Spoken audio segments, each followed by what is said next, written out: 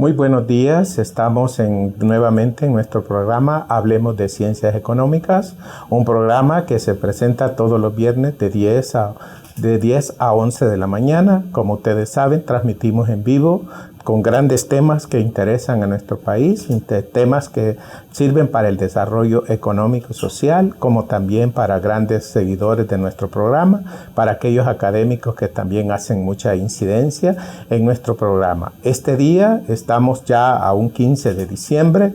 Estamos hablando de un cierre del año, en donde también estamos evaluando las perspectivas económicas para el próximo año y también las perspectivas económicas de cierre. Este día nos acompaña el doctor Óscar Cabrera, quien es el director del doctorado de Ciencias Económicas de la Universidad de El Salvador, aquí en la Facultad de Ciencias Económicas, un personaje muy sabedor del tema, conocedor, el cual también escribe y también hace investigaciones sobre este tema. Bienvenido, doctor.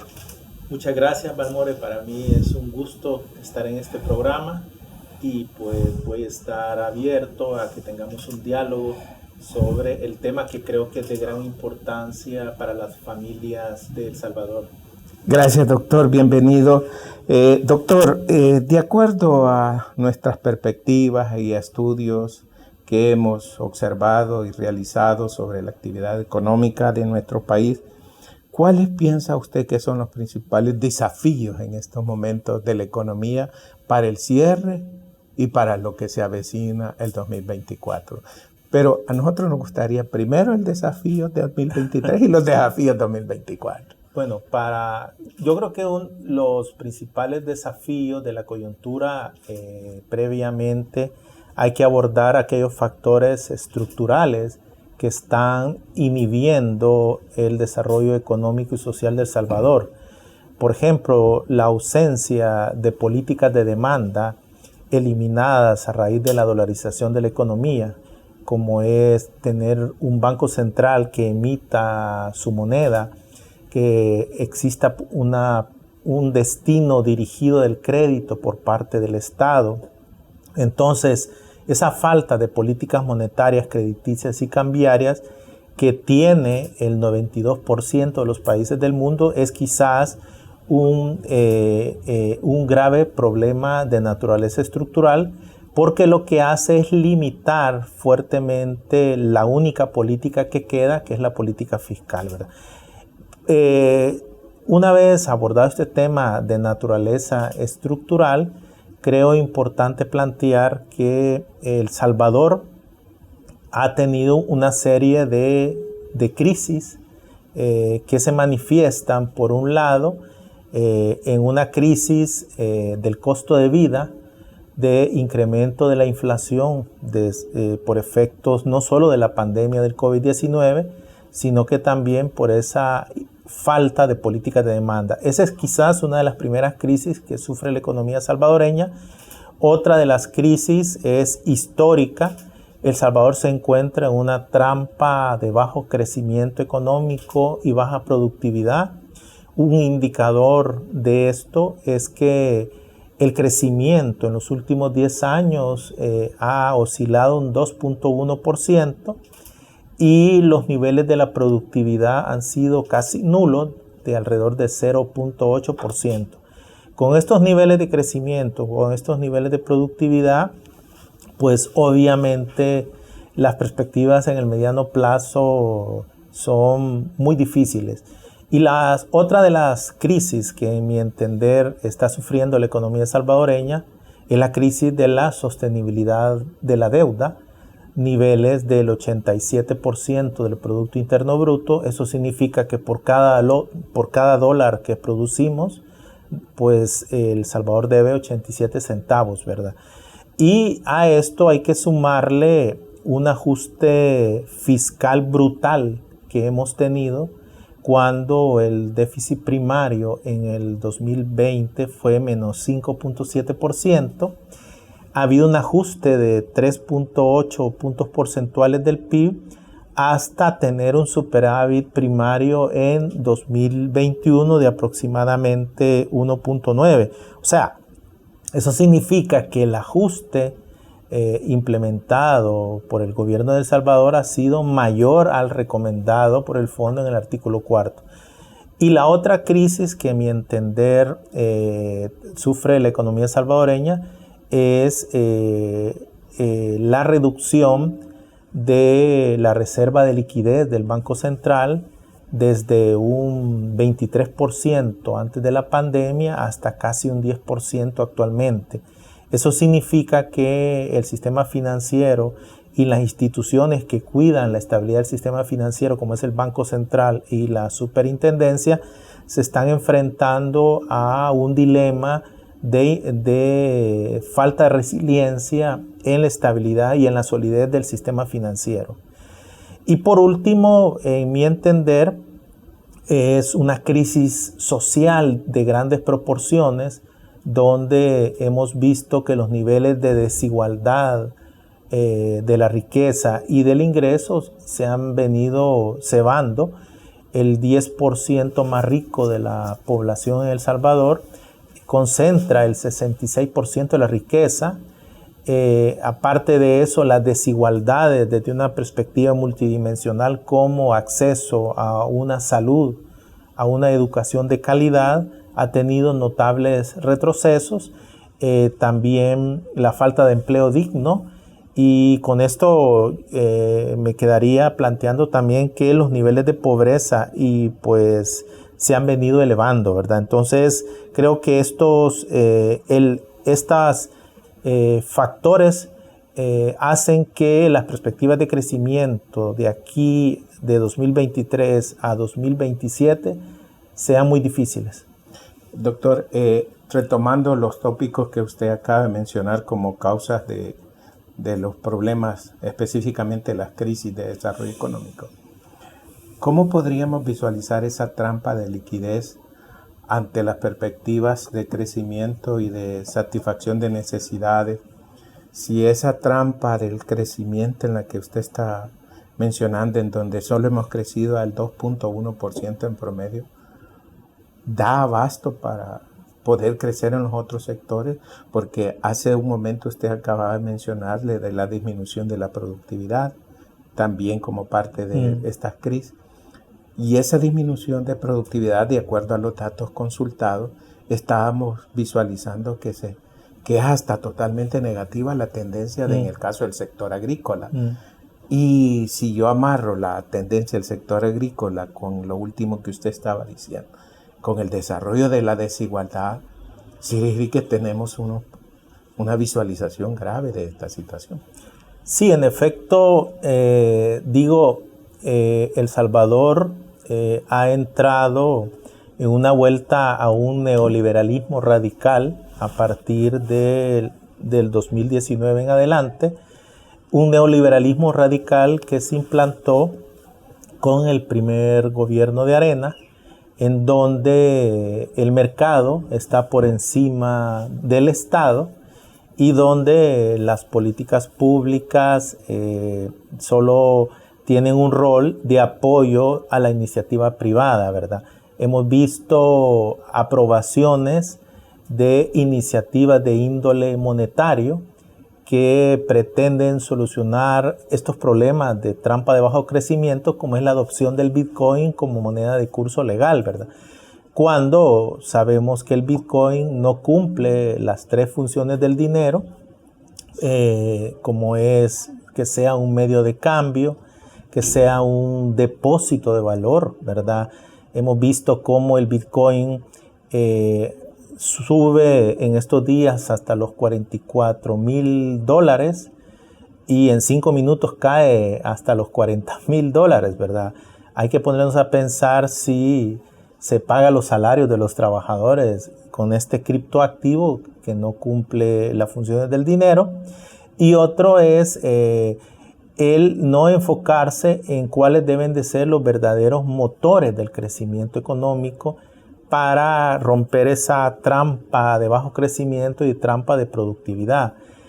Hemos visto cómo a nivel de las cifras del Producto Interno Bruto, cómo la industria manufacturera en los 2 últimos trimestres de este año ha caído a tasas de -5 y de -2.4%, cuando la industria manufacturera por excelencia es quizás el que aporta favorablemente a los niveles de productividad, aporta a la creación de empleo de calidad con mejores salarios, y otro es el sector agricultura, donde hemos visto una caída de casi -0.5% en estos 2 trimestres.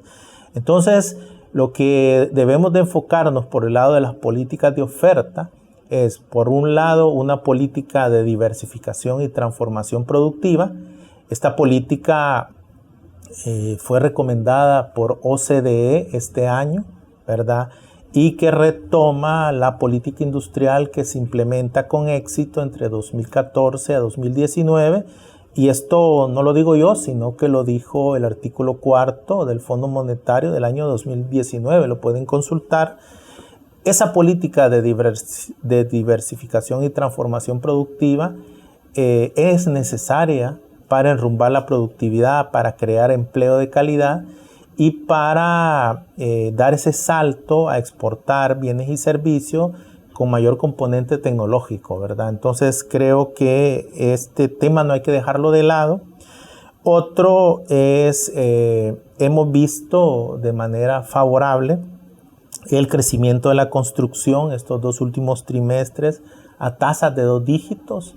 En el primer trimestre crece 18.5% y en el segundo casi 23%. Ahora, el sector construcción es un sector de primordial importancia porque el 50% de su valor agregado se suma a la formación bruta de capital. Y creo que esto genera un efecto multiplicador en el resto de la economía salvadoreña, pues muy positivo. Entonces, y eso es lo que le llamamos sustentabilidad física de la economía, ¿verdad? Exacto. Ahora, hay que consultar también y hay que tener mucho cuidado también con el sector construcción por los impactos negativos que puede tener, ¿verdad? En el sentido del respeto al medio ambiente, ¿verdad? Entonces, creo que el Ministerio de Medio Ambiente se tiene que emplear a fondo y la sociedad civil para ir monitoreando y evaluando los impactos que va generando el sector construcción.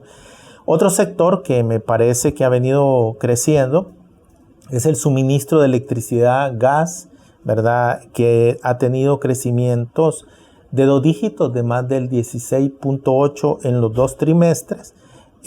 Pero por el lado de la demanda, si nosotros vemos el cálculo del Producto Interno Bruto por el lado del gasto, lo que hemos estado observando es una desaceleración de los gastos de consumo en los hogares. Y esto es peligroso porque el gasto de consumo en los hogares representa el 85% del Producto Interno Bruto. Entonces, si se desacelera los gastos de consumo en los hogares, obviamente el crecimiento económico va a ser muy bajo. Y esto se explica, como yo mencionaba, por la pérdida de poder adquisitivo de los hogares. El proceso inflacionario. Exacto. Por un lado, yo creo que aunque la inflación en el mes de noviembre sea baja de 2.1%, pero es necesario revisar el subgrupo alimentos y bebidas no alcohólicas porque desde el año pasado la inflación de este subgrupo ha venido creciendo de manera elevada. Actualmente al mes de noviembre del 4.7%. Todo el año pasado la inflación del grupo de alimentos anduvo en 2 dígitos, cercano al 14%. Y esto se refleja en la canasta básica urbana y la canasta básica rural, que desde enero de 2020 hasta octubre, por ejemplo, la canasta básica, digamos, urbana, ha crecido casi en $58 y la rural ha crecido en $48, ¿verdad? Entonces, y si a eso analizamos la evolución de los salarios mínimos nominales han sido 365 para el sector comercio, servicios e industria, pero en términos reales por la inflación, si lo ajustamos por inflación, es de apenas $312. Y allí hay que agregarle, doctor, que solo estamos hablando de los precios de alimentos. Exacto. Faltaría el costo de los servicios como electricidad, agua potable, colegiatura, salud. Entonces quiere decir que el salario que usted está mencionando ahí, ya el margen de holgura de la familia es menos todavía. Así es. Ahora, para convertir estos salarios mínimos en términos reales, hemos utilizado el índice global, pues del IPC, sí, que ya incorpora no solo alimentos, sino que vestuario, vivienda, misceláneos. Ahora, lo grave es que decíamos salario mínimo 365, pero el salario real es apenas de $312. Eso es el poder adquisitivo. Es decir, los hogares salvadoreños han perdido por efectos de la inflación casi $53.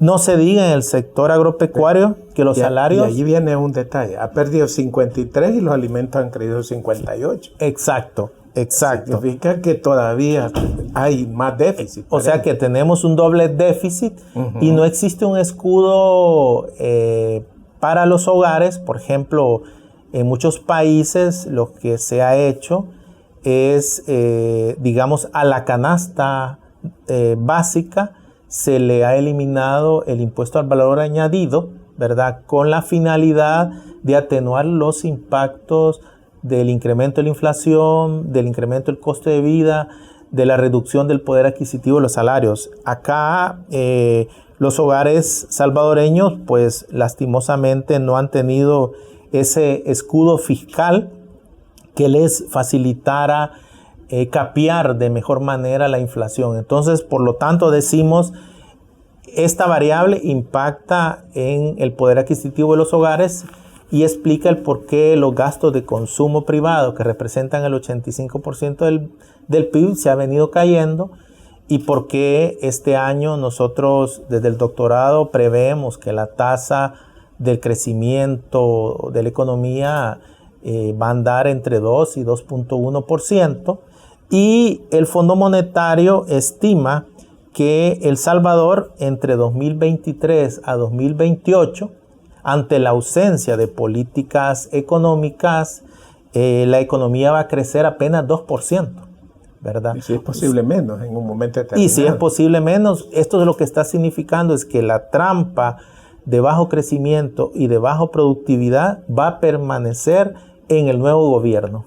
Si no se toman medidas de políticas económicas o que desencadenen un proceso de crecimiento. Fíjese, doctor, que siempre sobre eso que usted acá que mencionó al principio, teníamos allí una otra duda que amarraba estos dos temas de la trampa de crecimiento y la productividad, que es la política fiscal, que hacía usted bien mencionando y explicaba excelentemente de que había habido reducción del crecimiento del gasto para generar balance positivo y generar superávit fiscal, que es pequeño pero se había generado, sí, pero que ese arrastre venía en disminución después del COVID-19. Así es. Venía hacia acá.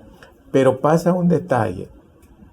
Al revisar las cifras y las estadísticas, observamos que lo que se ha presionado de crecimiento para que disminuya es el gasto de capital y no el gasto corriente.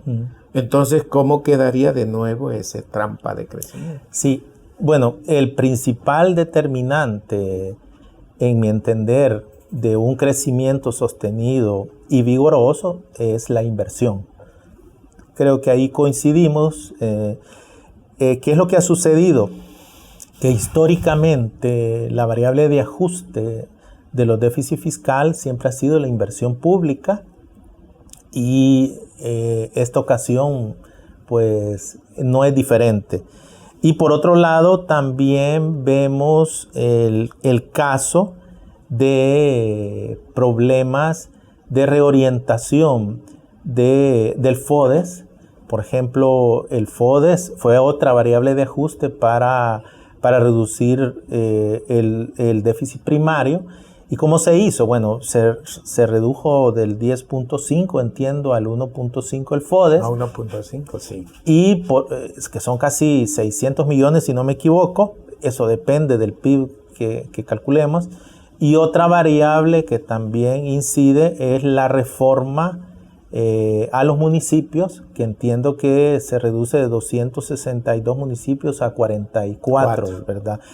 Esto está teniendo y va a tener a futuro graves consecuencias en la política de desarrollo territorial. Las grandes tendencias en el mundo son hacia la descentralización. Hemos visto cómo en Colombia Remix ha desarrollado una propuesta de descentralización pues basado en transferencia de competencias desde el gobierno central a los gobiernos municipales. Pues aquí vamos en el sentido inverso de las agujas del reloj. No estamos primando por el desarrollo, por la reducción de la pobreza y la desigualdad en los territorios, sino que estamos primando por encontrar, digamos, ingresos para estabilizar el déficit fiscal, ¿verdad? Ahora, ahí estamos olvidando uno de los grandes objetivos de la política fiscal, y es generar equidad social, generar redistribución, ¿verdad? Pues de la riqueza, y no hemos abordado para nada el hecho que la tributación en El Salvador, 2/3 partes de la tributación son basados en impuestos indirectos.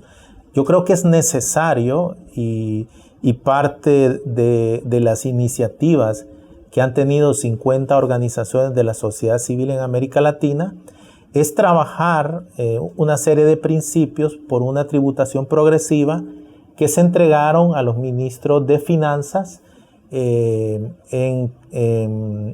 Cartagena de Indias, en Colombia, y que fue aceptada por los ministros de Finanzas, donde las prioridades van a ser trabajar por implantar en los países de América Latina impuestos al patrimonio, impuestos a las donaciones, sucesiones, grandes extensiones de tierra, impuestos transitorios a las compañías eléctricas, a las distribuidoras de petróleo y a las entidades del sistema financiero que se han forrado hoy con el impacto del COVID. Un ejemplo que yo quisiera no dejar de lado y que me preocupa es el hecho de, si uno revisa las tasas de interés máximas legales contra la usura, que es una estadística que calcula el Banco Central, llegan hasta un 92% las tasas de interés para los minicréditos, para las pymes, y un 82% para los hogares salvadoreños. Es decir, 11 veces las tasas de interés activas que ofrece el sistema financiero, que anda cercano al 8.7, y 10.5 veces en los hogares. Estas tasas están afectando fuertemente el poder adquisitivo de los hogares, de las micro y las pequeñas empresas. Estas tasas de usura es que no se pueden permitir en una economía dolarizada. En una economía dolarizada, uno de los preceptos es que el precio del dinero converge con el precio del país con que tú te asocias, y que serían los Estados Unidos. En este caso no está pasando esta situación, y creo que es necesario que tanto el Banco Central, ¿verdad?, como la superintendencia analicen este tipo de situaciones, y si no, incorporamos también a la superintendencia de competencia para ver si hay colusión de precios entre las entidades. Este elemento lo estoy abordando por primera vez porque considero que si la inversión es el principal determinante del crecimiento en el largo plazo, con estos niveles de inversión, con estos niveles de precio del dinero, va a ser casi imposible invertir. Eso es lo que estábamos pensando, y es lo que estábamos viendo, que se está encareciendo también el crédito. Eso por un lado. Por el otro, cuando le mencionaba de la política fiscal, y estábamos visualizando lo que usted está mencionando en estos momentos, que que la inversión pública ha sido la que ha pagado esta restricción, también las transferencias. Por ejemplo, lo que usted mencionaba, las transferencias al FODE, el retraso del pago del sistema de pensiones también, en donde no se ha amortizado en los SIP y tampoco los intereses, y también la disminución de los subsidios en el caso del transporte público, que para este año no se había programado las transferencias contra, y también algunas transferencias que no se han realizado específicamente al costo social que tiene las líneas de veteranos de guerra, por ejemplo. Y eso ha hecho que el gasto disminuya y ha logrado este balance primario. Aunque, de acuerdo a las cifras consultadas y las cuales usted posee, también se puede ver que en términos fiscales los intereses siguen siendo uno de los talones de Aquiles en el servicio de la deuda para las finanzas. Como usted lo mencionaba al iniciar, que el financiamiento, el saldo de la deuda pública va creciendo, y hay que, ¿por qué no decirlo aquí? Que el saldo que se está publicando en el Banco Central no contiene el saldo del sistema de pensión, de la deuda previsional, que son las letras, lo que le conocemos como los títulos A, y los títulos B tampoco que están publicados. Por otro lado, doctor, le quería hacer una consulta. ¿Cómo considera usted qué sectores podrían incentivar esta recuperación económica si pudiéramos establecer para el 2024?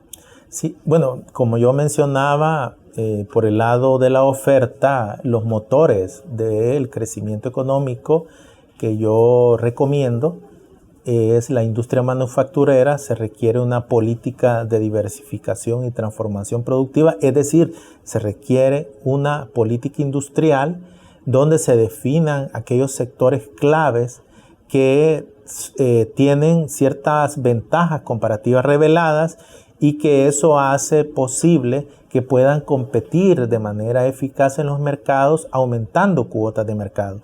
Creo que en la parte de la política industrial es necesario y cambiar ese paradigma neoliberal donde la culpa de la pérdida de competitividad es la excesiva tramitología, como que se ha querido enfocar históricamente en los ministerios de economía, pues, de América Latina. Y el caso salvadoreño es pues similar. Ese es uno. Otro es el sector construcción. Me parece que es un sector clave de la economía. Otro es el sector de fabricación de bienes de equipo. Y no hay que dejar de lado también el sector agropecuario, ¿verdad? El sector agroindustrial, que en mi entender pueden ser, las cuatro patas de la mesa necesarias para un crecimiento económico sostenido. Ahora, no hay que dejar de lado, por el lado del gasto, mejorar el poder adquisitivo de los hogares. Mencionaba el 85% del Producto Interno Bruto. Lo aportan los gastos de consumo de los hogares, y esto significa que hay que tomar medidas para atenuar el costo de la canasta básica. Hay que tomar medidas para reducir las comisiones, las elevadas comisiones que está cobrando el sistema bancario. Hay que reducir las elevadas tasas de interés sobre la usura, que como una trabajadora del mercado va a estar pagando tasas de usura del 90%. Esto me parece que hay que irlo reduciendo. Y por otro lado, una política de inversión, ¿verdad? Consideramos que ajustar por el lado más flaco el déficit fiscal, que es la necesidad de proveer bienes públicos de calidad, eso no se vale, ¿verdad? Creo que eso no tiene que ser. Y ahora, de esta situación, yo creo que es importante no dejar de lado, por ejemplo, el hecho de el nivel de endeudamiento que está teniendo el sistema bancario con el Estado a través de las letras y zetas, que ya son casi 1.800 millones de dólares. el objetivo de la reducción del encaje legal, que aquí se llama reserva de liquidez, en todos los países que se dio el COVID, era reducir el precio del dinero y desencadenar el crédito productivo. Aquí fue totalmente diferente. Aquí fue para financiar al Estado, dado que había tomado una decisión errónea de definir al Bitcoin como moneda de curso legal, se le cerraron todas las puertas al financiamiento internacional. Se cerró las negociaciones con el Fondo Monetario por 1.300 millones para lo que era el acuerdo SAF, ¿verdad? Entonces, no es posible que lo ideológico defina a la política económica. La política económica no se define a través de Twitter. La política económica se define en el Consejo de Ministros. La política económica se define en reuniones con la sociedad civil, con el sector privado y con los sindicatos. Creo que estos temas es importante. Propongo una política fiscal del multiplicador del presupuesto, ¿verdad? ¿Esto qué va a significar? Nosotros hemos visto que es necesario desarrollar un impuesto al patrimonio a estos 110 ultra ricos que tienen una riqueza de 9.7 mil millones de dólares, y eso generaría una recaudación en los próximos 3 años de 100 millones cada uno.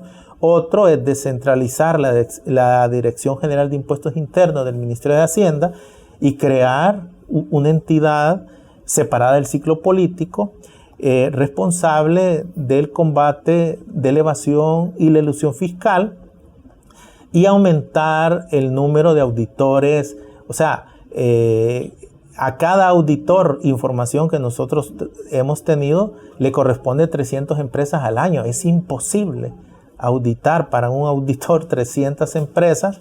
Esto lo que nos está diciendo, y por eso se concentran siempre en los grandes contribuyentes, ¿verdad? Entonces, creo que este tipo de medidas son necesarias. Ya lo han hecho países como Chile, como Guatemala, y donde eso ha aumentado la recaudación tributaria, ha reducido las tasas de evasión fiscal.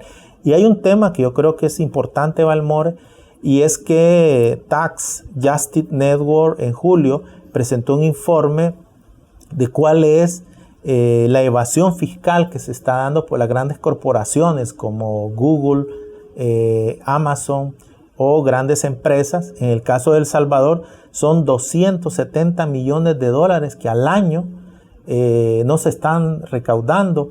Esto corresponde al 20% del presupuesto en salud del año pasado, ¿verdad? Y a mí me sorprendió que Naciones Unidas creó una instancia para analizar la situación de las finanzas públicas en el mundo, separándose de OCDE, ¿verdad? Y El Salvador, pues realmente no votó a favor, ¿verdad? Junto con Costa Rica y otros países de América Latina. Entonces, creo que El Salvador debe en sus relaciones internacionales, en términos de política fiscal, debe de ir convergiendo con las iniciativas que está liderando CEPAL, con esta iniciativa que citaba anteriormente, y con la finalidad de que no perdamos estos recaudos por las empresas transnacionales. Yo tenía una pequeña duda sobre las perspectivas y desafíos que usted estaba mencionando. Era porque visualizábamos esto de que si se hiciera una evaluación del impacto de la reducción del FODE en este momento y se pudiera descentralizar de nuevo el FODE o revisar el financiamiento del FODE, ¿cree usted que podríamos reducir los indicadores? Que las perspectivas es que va a aumentar la desigualdad social en los municipios. La perspectiva es que los indicadores de pobreza, dada la situación actual, dado el comportamiento, no lo decimos nosotros, lo dicen los mismos alcaldes a través de sus rendimientos de cuentas, de que las alcaldías no han realizado proyectos de desarrollo comunales y de desarrollo social. Sí, eso creo que es un buen tema. En el año 2022, la Fundación para el Desarrollo de Centroamérica publicó una investigación sobre los impactos de las recomendaciones del artículo 4 en términos de pobreza y desigualdad en El Salvador.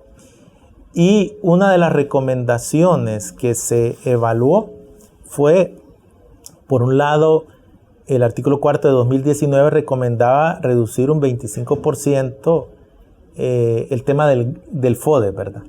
Este gobierno no, lo reduce del 10.5 al 1.5, y lo que se estimó a través de una metodología de multiplicadores fiscales era que la pobreza el siguiente año se duplicó.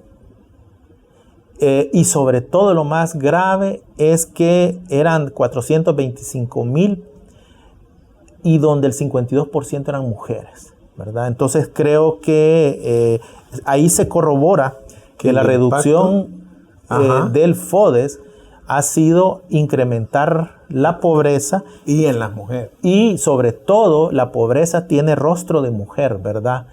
Creo que es un hecho que duele, pero es así. Y otro es que también la desigualdad se ha disparado.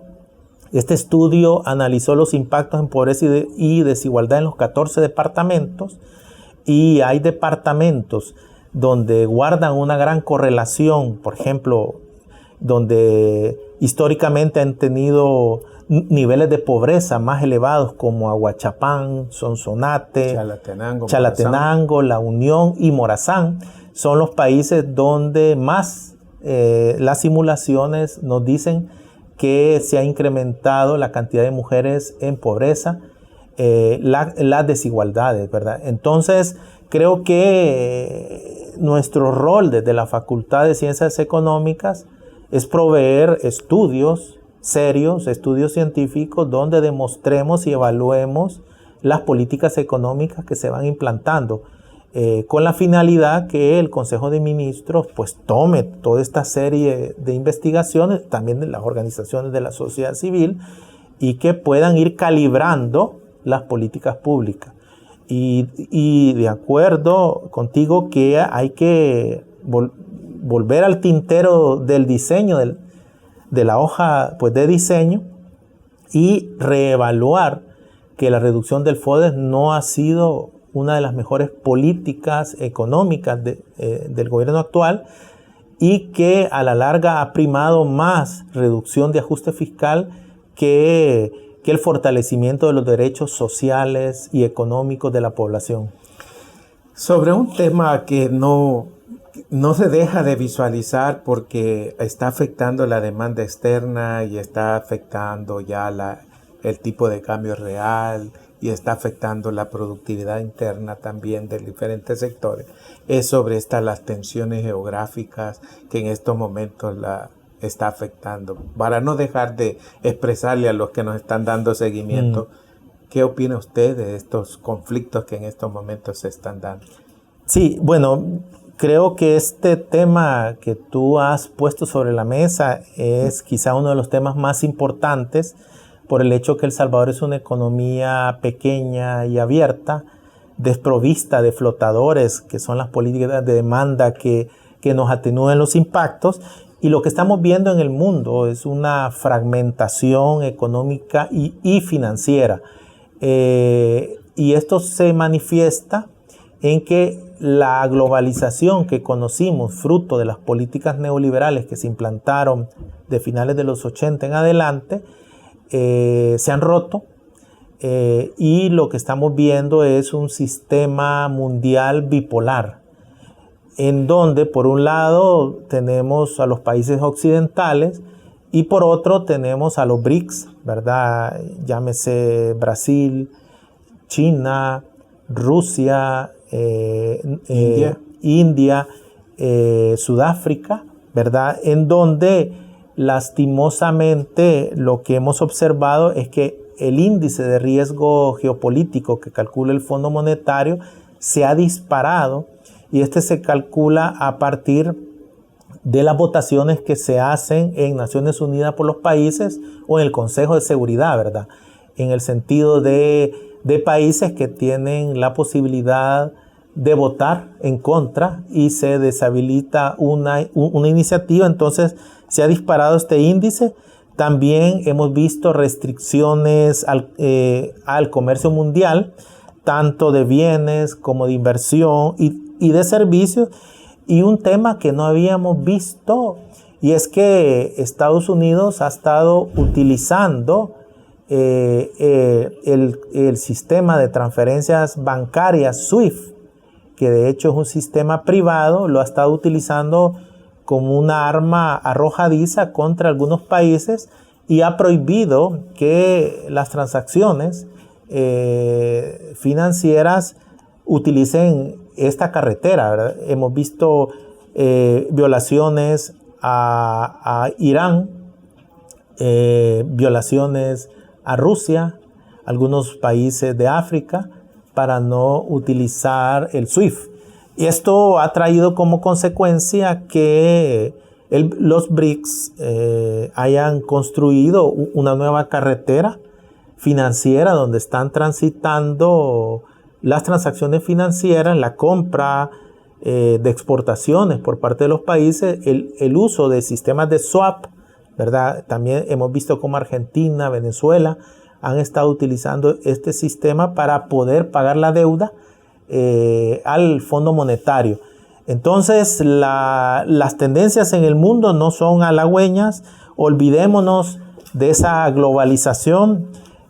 Ahora las tendencias son a la fragmentación, y en términos de geopolítica, creo que el doctorado, cuando diseñamos su malla curricular, anotamos un jorrón porque una de las materias dentro del programa de doctorado es la geopolítica, ¿verdad? En su momento, los expertos en diseño curricular de ciencias económicas pues no entendían para qué iba a servir esta materia, y lo que viene a estudiar es este tipo de fragmentación, este tipo de condiciones económicas mundiales y financieras totalmente opuestos en dos bloques. Bueno, doctor, este tema es apasionante sobre las perspectivas económicas.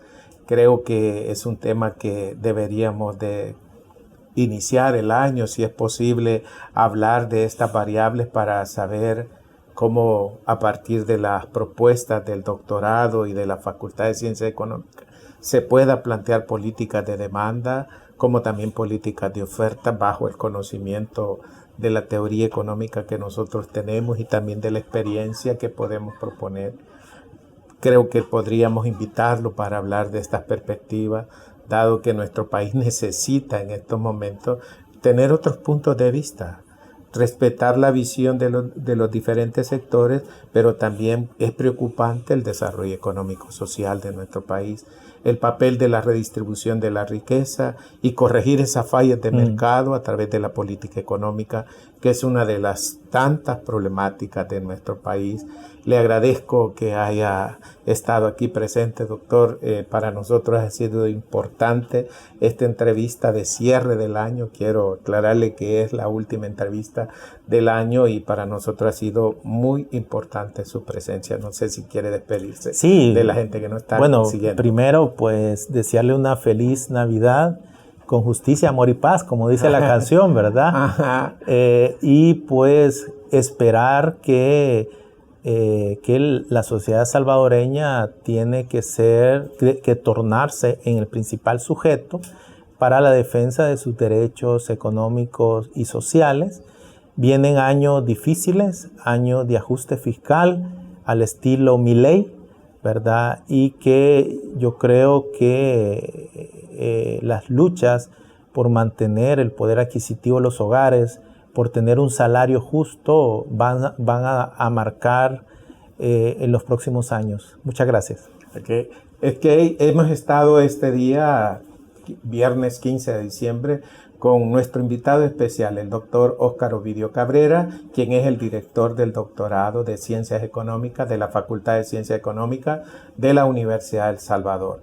Un programa de cierre del año 2023, a los cuales queremos invitarlos para el próximo año, también para que nos den seguimiento, en donde vamos a seguir tratando temas muy importantes para el desarrollo de nuestro país.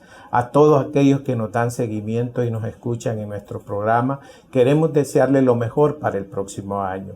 Queremos que todo sea un éxito y que podamos satisfacer nuestras necesidades de acuerdo a nuestro esfuerzo y sacrificio y al éxito que podamos tener de nuestras acciones. Así es que para todos, feliz Navidad y que el próximo año sea de muchos éxitos para todos. Los esperamos el próximo año en nuestro programa Hablemos de Ciencias Económicas. Muchas gracias. Feliz Navidad y próspero año nuevo.